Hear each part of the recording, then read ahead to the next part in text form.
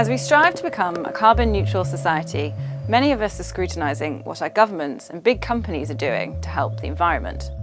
But we can all still play our own part to keep emissions low. The pollution we produce is often referred to as a carbon footprint, the amount of emissions an individual or company is responsible for.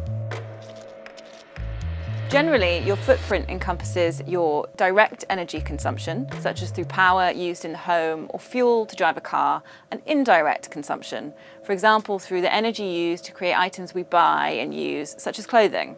Some of the common and most effective changes we can make include flying less often and using less petrol and diesel. Transport like this accounts for around 20% of UK emissions.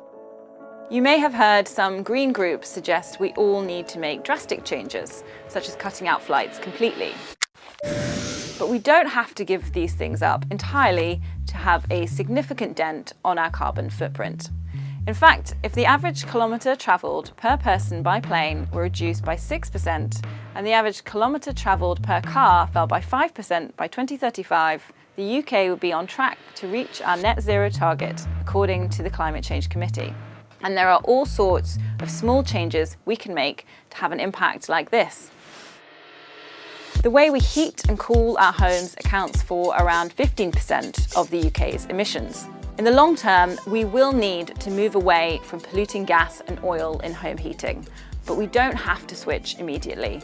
It's something to consider when it's time to change your boiler. Energy efficiency measures can cut down significantly on emissions and may be cost-effective. Cavity wall insulation, for instance, can reduce heat loss through walls by 60% and help save money on heating bills too.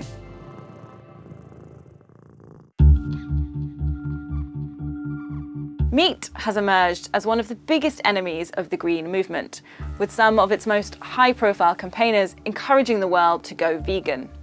It's true that red meat, especially beef, has the highest carbon footprint of all major foods because of the methane cattle produce. But, like driving and flying, we only need to cut back a little bit to make a significant difference.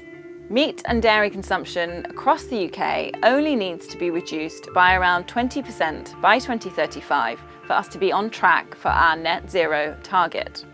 Additionally, grass-fed beef from the UK is reported to have a significantly lower carbon footprint than imports.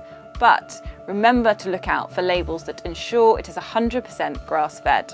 By making choices like this as consumers, we can have an impact on the decisions companies and producers make, which can in turn reduce their carbon footprints.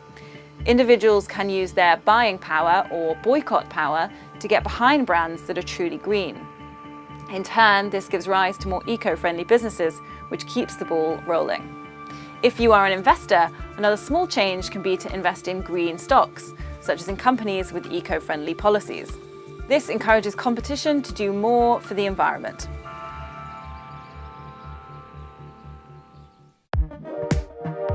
Recycling is often assumed to be the solution to packaging pollution, but we should really focus on reducing and reusing.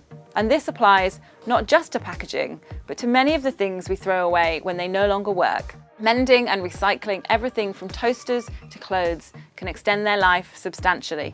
That could also mean making more careful choices about what we buy so that we hang on to things for longer rather than throw them away after a few months. To put that into perspective, if each person cut down the amount they sent to landfill by 37% by 2035, this would keep the country on track to hit net zero in 2050. Another important contributor to carbon emissions is food waste.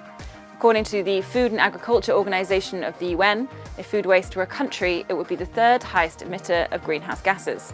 In fact, if the entire planet stopped wasting food altogether, we'd eliminate 8% of the world's total emissions. Much of this waste occurs in the supply chains of supermarkets or restaurants, which consumers never see. But households are estimated to be responsible for 53% of all food waste in Europe. While some changes might seem too much of a personal sacrifice, there are plenty we can make that won't alter our lives dramatically or may even save us money and improve our quality of life.